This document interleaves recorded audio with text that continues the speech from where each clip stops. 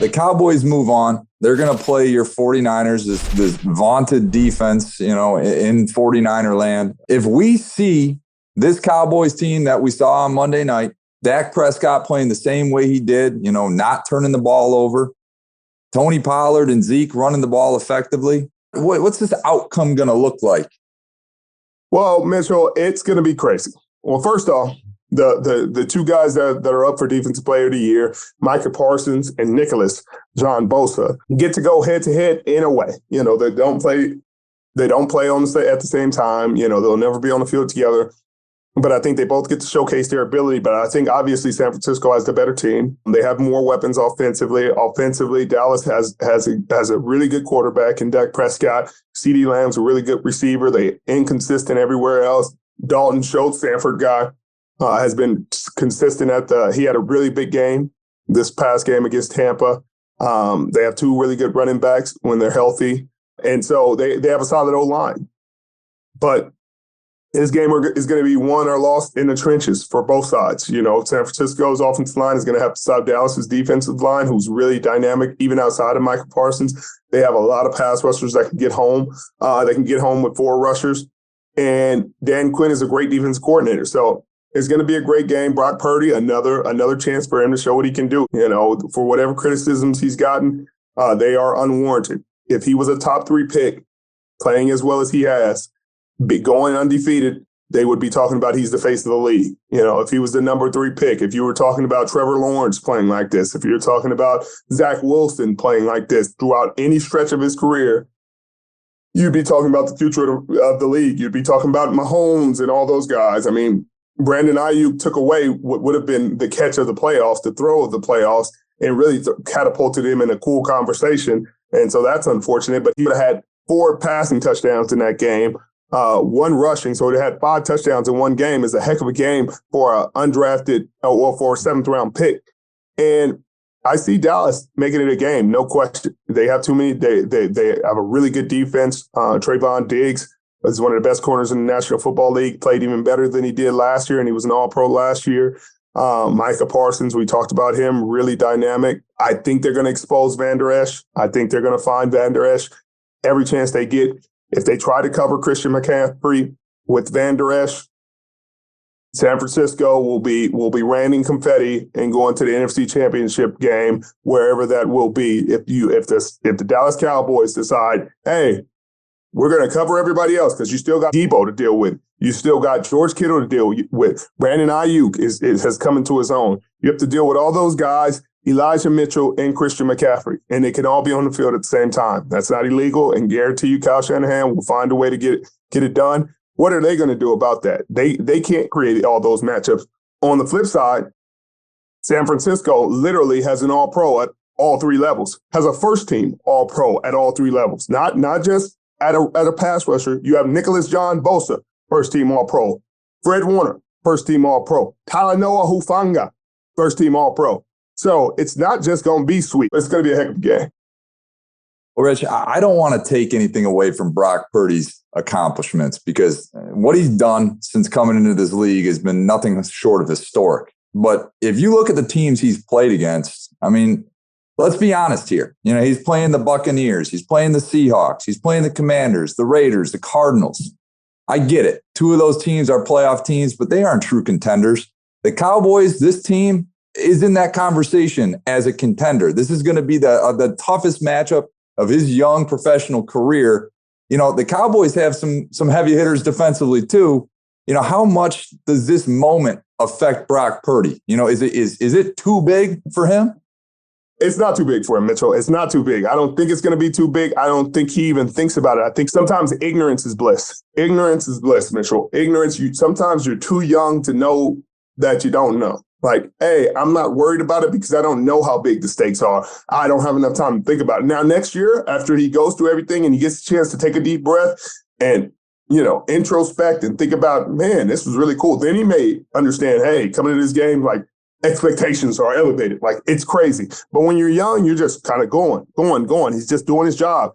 You can hear about how he talks about it in his press conferences. He's like, hey, I'm just doing what Kyle and these guys need me to do. I'm just a piece I'm just a piece of the puzzle. They tell me to pass it here, I pass it there. You tell me to pass it there, I pass it there. Tell me to hand the ball off, I hand the ball off. So he doesn't feel the pressure of the expectations on his shoulder. He just feels like, hey, this is my role. I just have to do my role, my 1 of 53, and I'm good. And if he doesn't let the weight of those expectations get to him, I think they have a real shot at winning the Super Bowl and definitely winning this game.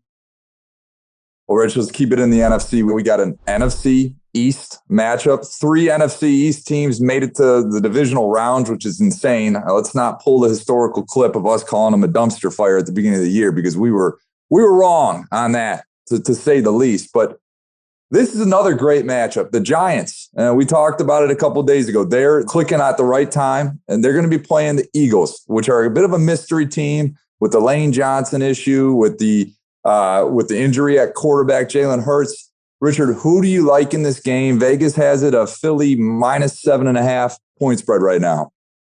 Mitchell, it's going to be, they have it what? Philly's favored by 7.5. Wow, 7.5? Mitchell, they didn't beat the Giants by 7.5 in the last game where they were playing their third string quarterback, Mitchell. I don't know, Mitchell. I'm not sure. I'm not sure about that. But I do know that the D-line that the Giants have put together really gave Philly fits in that last game of the season.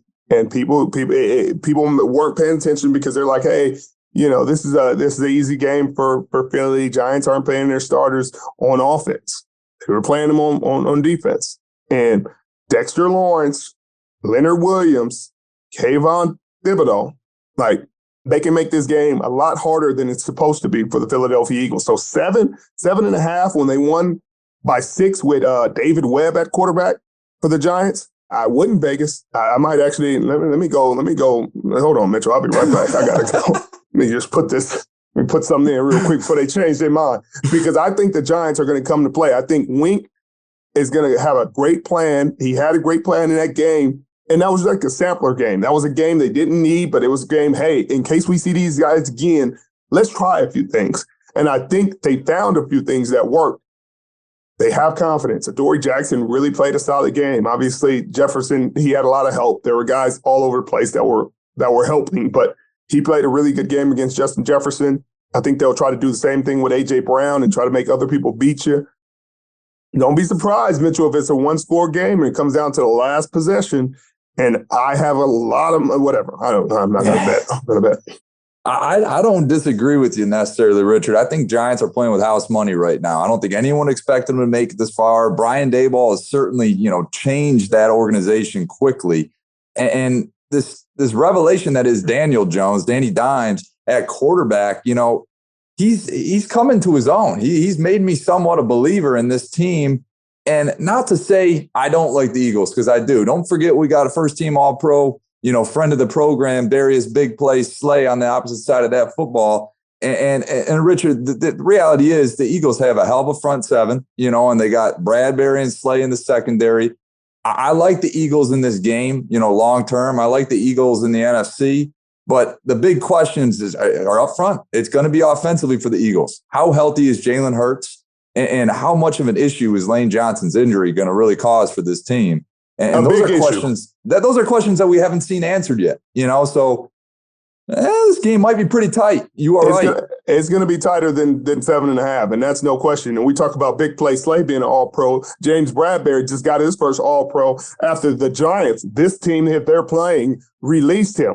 They released him into an All-Pro season. Can you imagine being that guy? I mean, the guy that releases somebody and they have an all-pro year, I mean, he has to feel good, but definitely still a revenge game, Mitchell. It's definitely still a revenge game. But there are a lot of players on that defense for the Philadelphia Eagles, that veteran D-line. We talked about when they got Linval Joseph and Sue, and they already had so much talent. Hassan Reddick has having a Pro Bowl, all-pro year. It's just going to be interesting because that offensive line for the Giants is going to also have to hold up against that D-line that's ferocious. And we're not even talking. We didn't even get to the big dogs. We didn't get to all the old heads that they have, Brandon Grahams, the Fletcher Cox that have been doing it for a decade. They want it. They want a Super Bowl bad. They want it really bad, and we'll see who wins.